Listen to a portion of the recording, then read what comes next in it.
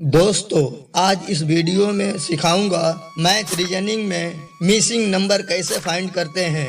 इस टाइप के क्वेश्चन को सॉल्व करने के लिए मैं आपको ऐसी ट्रिक बताऊंगा जिसका यूज करके बहुत ही आसानी से किसी भी मैथ रीजनिंग को पलक झपकते आप सॉल्व कर पाओगे। मुझे उम्मीद है कि ऐसी ट्रिक आपको जरूर पसंद आएगी।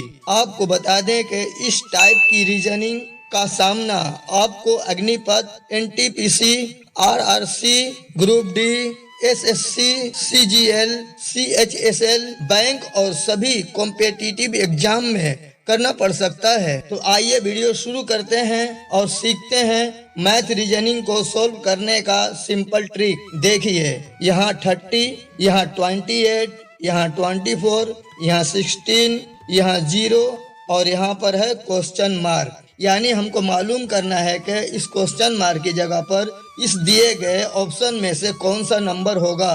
तो क्वेश्चन समझ में आ गया।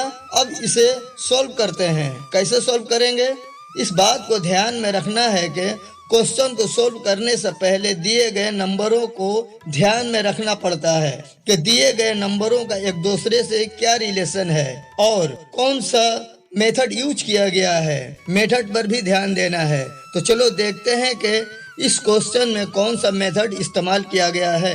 अगर हम दिए गए इन सभी नंबरों को देखें तो हमें मालूम होगा, अगर यहाँ से शुरू करें तो 0, 0 के बाद 16, 16 के बाद 24, 24 के बाद 28 और 28 के बाद 30। यानी नंबर बढ़ता जा रहा है, ज्यादा होते जा रहा है। और अगर हम 30 से शुरू करें तो 30 के बाद 28, 28 के बाद 24, 24 के बाद 16 और 16 के बाद 0। यानी नंबर कम होता जा रहा है, घट रहा है, छोटा हो रहा है। अगर हम नंबर कम होने के मेथड पर ध्यान दें तो 30 के बाद 28, 28 कितना कम है 30 से? 2 कम है। अगर हम 30 में 2 माइनस कर दें तो 28 आएगा। ये तो समझ में आ गया कि 28 कैसे आया है। अब देखेंगे ये 24 कैसे आया है। तो 24 कितना कम है 28 से? तो 4 कम है। यानी 28 माइनस 4 इज इक्वल टू 24। ये भी हमको मालूम हो गया कि 24 कैसे आया है। अब ये 16 कैसे आया है? तो 16 कितना कम है 24 से? तो 8 कम है। 24 में से 8 माइनस कर दिए तो कितना आया? 16 आया।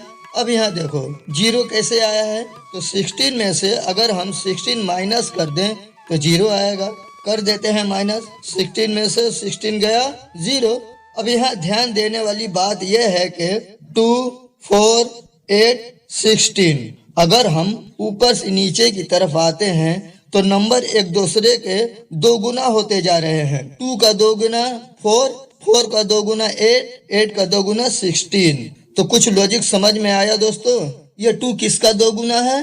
तो 1 का 2 गुना है। तो हम 1 को कितना नंबर से माइनस करेंगे? 30 आएगा। अगर हम 31 में से 1 माइनस कर दें तो 30 आएगा। तो हमें ये पता चल गया कि यहाँ 31 होगा।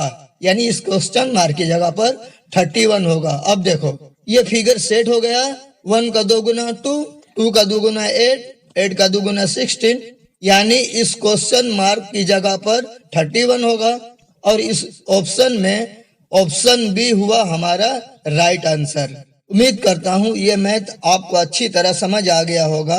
फिर मिलते हैं नेक्स्ट वीडियो में इसी तरह का कोई और क्वेश्चन के साथ। अंत तक हमारे साथ जुड़े रहने के लिए आपका बहुत बहुत धन्यवाद।